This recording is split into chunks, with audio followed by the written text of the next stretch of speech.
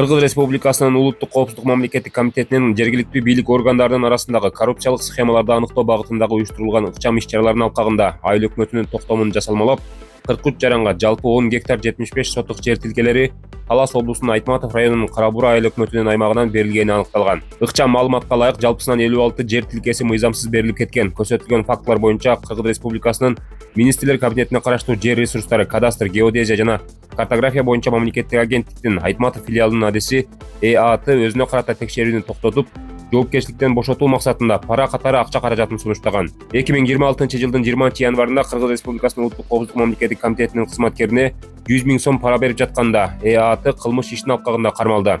Учурда шектүү жаран убактылуу кармоо жайына киргизилип, ага карата жана кылмыштуулукка катыштыгы бар болгон тиешелүү органдардын кызматкерлерин аныктоо багытында тергөө амалдары жүргүзүлүүдө.